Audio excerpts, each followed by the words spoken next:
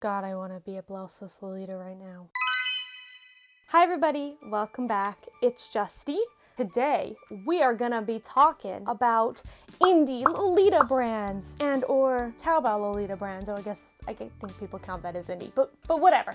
We're talking about them all. Obviously, with all these brands, I have not bought or tried every single one of their items, so I'm not gonna claim any of them to be perfect or that I know the quality of every single item. This is just gonna be a review of what I've experienced so far, as well as my personal opinions. So just keep that in mind if you decide to go to any of these brands. Maybe you get something that wasn't as good as I said. I'm sorry, I don't own everything yet. I am a big fan of indie brands.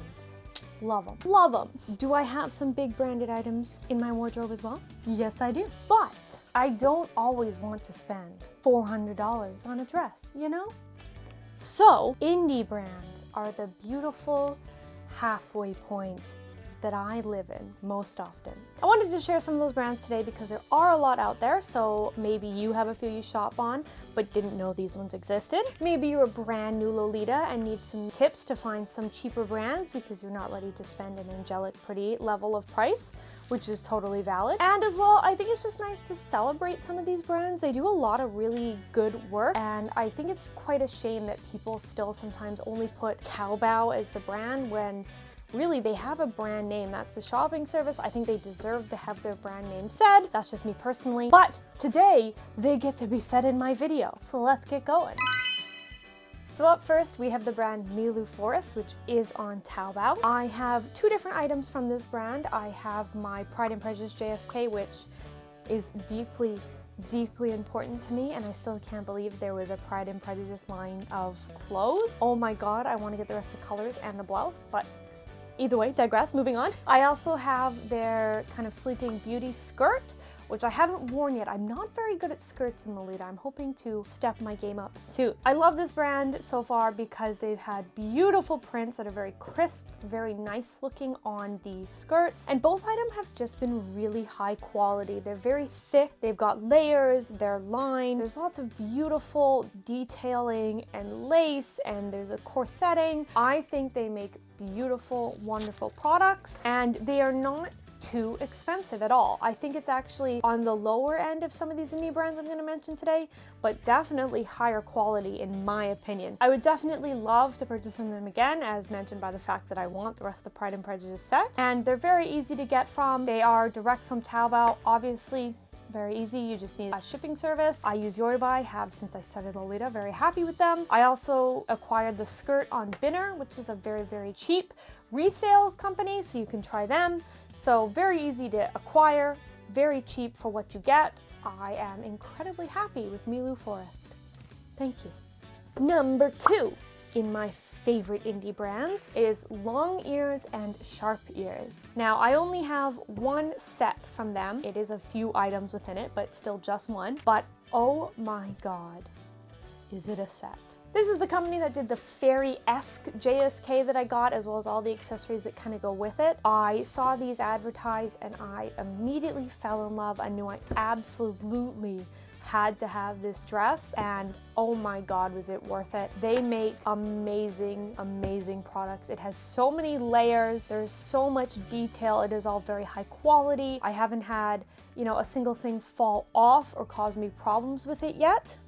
It came beautifully and carefully packaged, I remember. There's even an unboxing video if you would like to see it. And every time I put it on, I feel absolutely magical. I feel like there's truly love in the dress, which I maybe is silly, but whatever. So I constantly check their website, and they have some gorgeous products out now that I definitely want. So I super recommend them. They are on the higher end of the indie budget stuff. They're still not going to be the level of like angelic pretty baby, that sort of stuff, but they're certainly not going to be the kind of $80, $90 dresses. I believe my fairy dress on its own without the accessories is like $120, $130. So it is definitely still worth it. Just don't be expected to pay quite as little as some of the Taobao brands that you're gonna find on this list. But still, definitely worth checking out. Beautiful, beautiful fairy magical stuff. Oh my god. Third on this list of favorites is the brand Bogida, which is another Taobao brand. This one I also have 2 items from. I have their star underskirt and I have a kind of hoop skirt type petticoat from them as well. And I am very happy with both items. The hoop skirt is it's large. I use it for my Fairy Lolita dress most often now, and it makes a beautiful shape for that skirt. It is very sturdy, but also very light, so it gets nice and breezy under there, which is excellent. And it just was well constructed. I think it's gonna last me a very long time and hopefully not have the same issues that some petticoats have, the de-poofing, but haven't had it long enough to know if that it will or will not happen for sure. But oh my god, crazy happy. I would absolutely buy like another petticoat product from them. I think it would work really well. My star underskirt is, oh my god, I love this thing. I use it with all my star themed or has star in the pattern dresses because I love it so much. I definitely want to get one of the longer versions so it's easier to get it poking out the bottom of the dress. I got a shorter one, that's on me, not on them. But again, it's very well constructed. The stars are very sturdy and very easy to see because they're big. The skirt is beautiful, the tulle layer is lovely. Because it is sparkles, it does like to shed sparkles all over the place, but that is the risk you have to take when you buy sparkle products. And I just love their catalog. Every time I look through their stuff, I'm very excited and I would love to buy from them again. So I recommend, check them out. Now, my last dress brand that I am gonna mention comes with a bit of a asterisk, but I feel I do have to mention it because I do like it, and that is Infanta. Infanta is the brand that did my very, very first Lolita dress, which is the Sleeping Bears JSK and the matching bow, and that is phenomenal. It is a lovely pattern, it's very thick, it's got lots of detail again, it's got a built-in petticoat, it's got lining, it is beautiful and sturdy, and I love it. This blouse that I'm wearing is also Infanta, and I'm very happy with this one too. The lace is not itchy, it's very soft. Again, very sturdily constructed. I haven't had to worry about the buttons arriving way too loose. Some brands will do that where it comes and you're like, the first time I use that button, it's gonna fall off.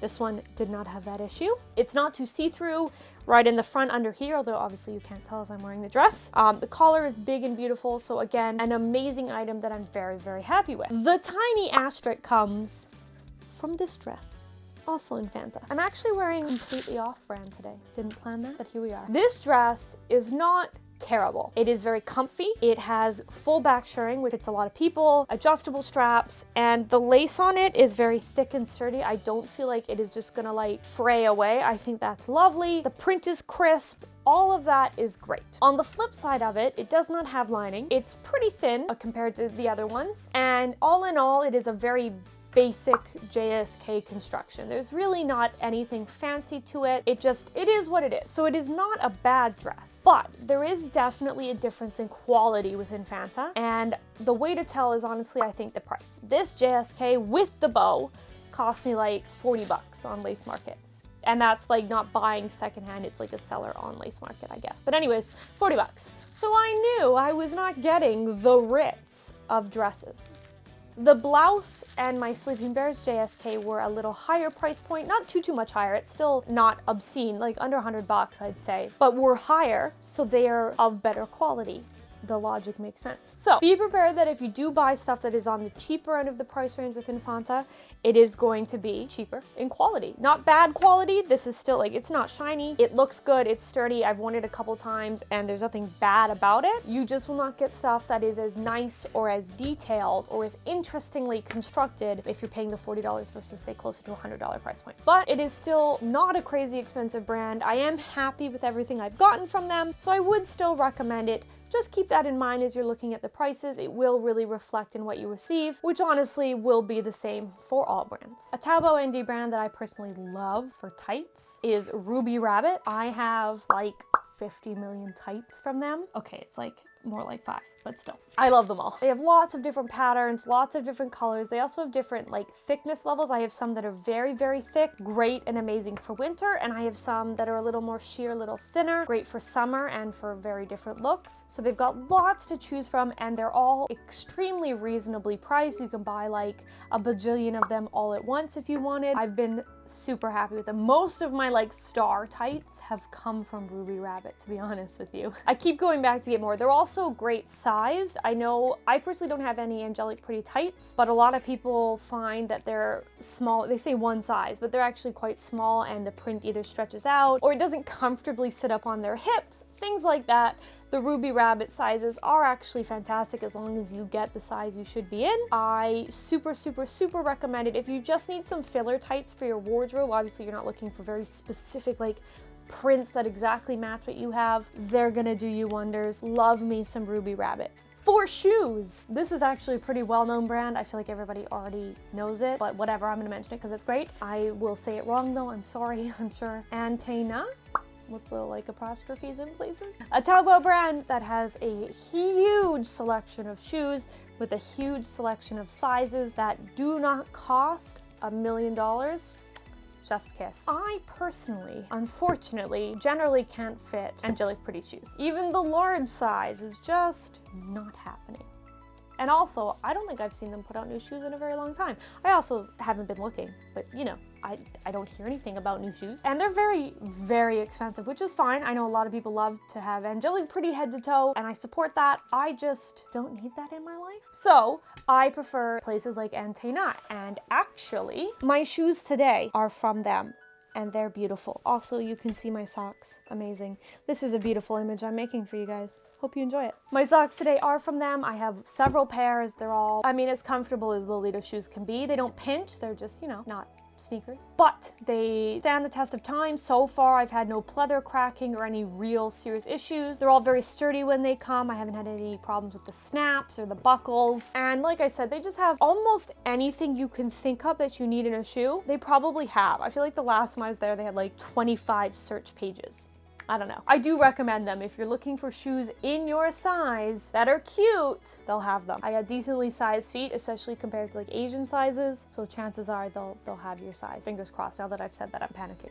I don't have a lot of accessory recommendations because unfortunately my accessories have literally come from just all over the place. I do already really like an Etsy seller called Danger Pin Shop. They are Canadian, and I feel like I have to mention someone Canadian in here. And while they're not specifically Lolita branded, they do have a lot of stuff that I think that can really work. I got my very cute watermelon earrings for my watermelon dress from them, as well as some very cute like heart with wing earrings. I got lots of options, and I find sometimes the smaller accessories are harder to find. So I will definitely be going back and buying more from them. I was very happy with that. And finally, I feel like I have to mention it because I wear this necklace literally all the time.